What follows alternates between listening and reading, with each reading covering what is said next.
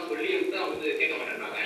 அவங்களுக்கு உறவு வைத்துக் கொள்ளலாமா, அவங்களுக்கு துவா செய்யலாமா? எனக்கு அதான் வந்து என்னோட கேள்வி கேட்கக்கூடாது. எனக்கு உடனே தெரிவித்து அவன் என் கூட வந்து யுத்தம் செய்யறான், நீ எதுக்கு அவங்க கிட்ட பரிந்துரை செய்யற அப்படின்னு சொல்லிட்டு அதான் எப்படி அதனால தான் கேட்கிறேன். அவங்க கூட நம்ம மூத்த எடுத்தாக்கா ஜனதா சொல்லலாம். வட்டிக்கு தான் வீடு வாங்கக்கூடிய ஒரு பழக்கம் அந்த நாட்டில் இருக்குன்னு நீங்கள் சொல்கிறீங்க. வீடு கட்டுவதற்காக வேண்டி அரசாங்கத்தில் என்ன செய்கிறான், வட்டிக்கு லோன் கொடுக்குறோம், அதை வாங்கினா வீடு கட்டினா சில வசதிகள்லாம் கிடைக்கும்னு செய்கிறாங்க. ஆனால் மார்க்கத்தை பொறுத்த வரைக்கும் வட்டிங்கிறது பயங்கரமான ஒரு குற்றம்.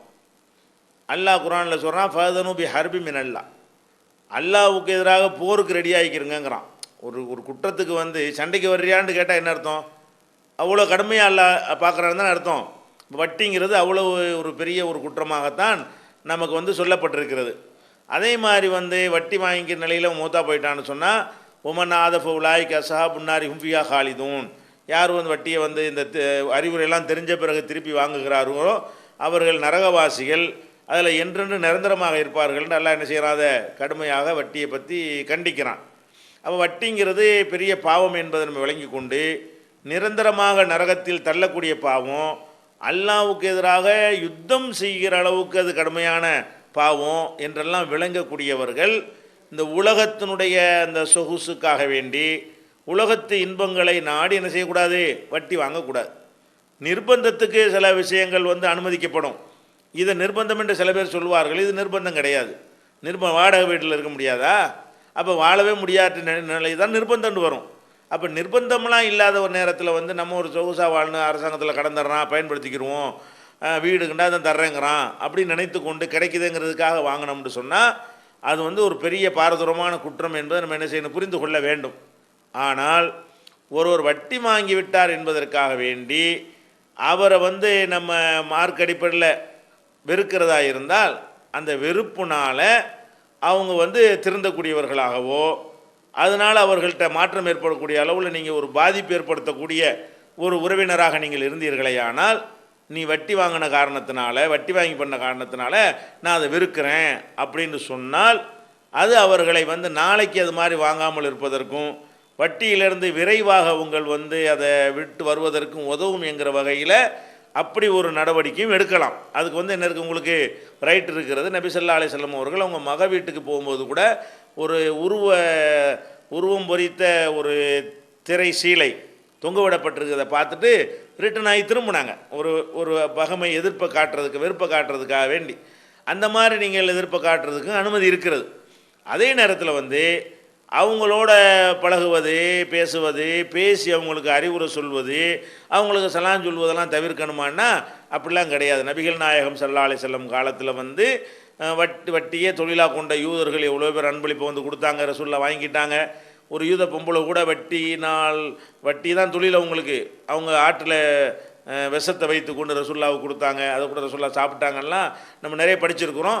அதனால் வந்து அவங்களோட உறவுகள் வைத்து கொள்வதெல்லாம் இன்னும் இல்லை, மார்க்கத்தில் தடையெல்லாம் கிடையாது. நீங்கள் பேணுது நீங்களாக என்ன செய்யலாம், ஒரு மேல் நிலையை விரும்பக்கூடிய வகையில் நான் இதை வெறுக்கிறேன், நீ திருந்தினா தான் உன்னோட பேசுவேன், நம்ம இப்படி திருந்துவதனால் அவன் நம்ம இப்போ கண்டிஷன் போகிறதுனால அவன் திருந்துவான் அப்படின்னு தெரிந்தால் அதை ஒரு ஆயுதமாக பயன்படுத்த, ஒரு பிரச்சார யுக்தியாக பயன்படுத்தலாமே தவிர அது நம்ம மீது என்ன இல்லை, அந்த தவறான முறையில் சம்பாதிக்கிறவர்களை விட்டும் அறவே ஒதுங்கி கொள்ள வேண்டும் என்று நமக்கு என்ன இல்லை, மார்க்கத்தில் இல்லை.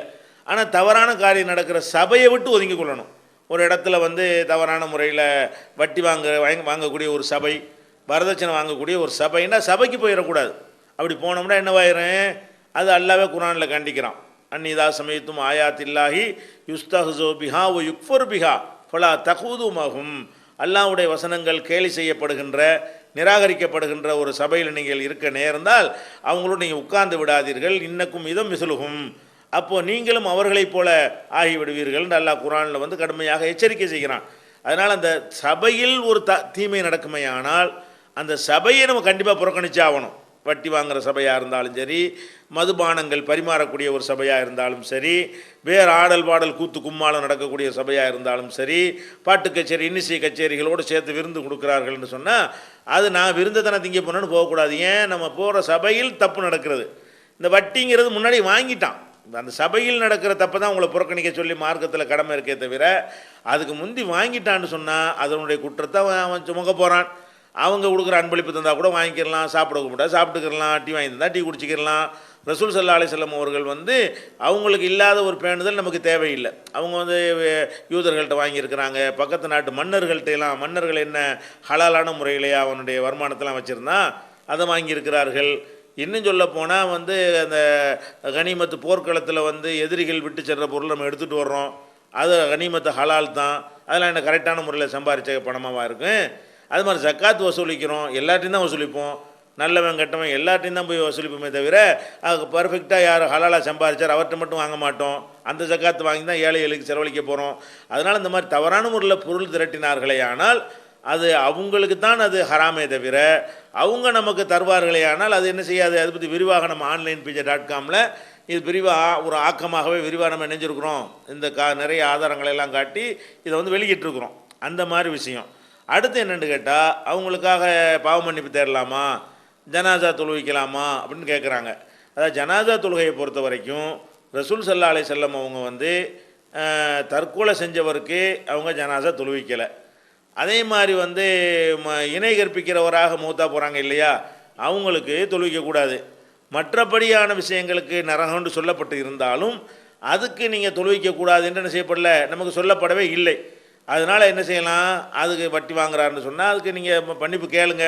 தடுக்காத காரணத்தினால அல்லாஹ் நாட்டினா நினைஞ்சிருவான், அதை மன்னிச்சா மன்னிச்சிட்டு போகிறான், நிரந்தர நரகம் தான், மன்னிக்கா விட்டால் நிரந்தர நரகம் அப்படின்னு கூட அது வைக்கலாம். கடைசி நேரத்தில் ஒரு தௌபா செஞ்சுருக்கலாம்.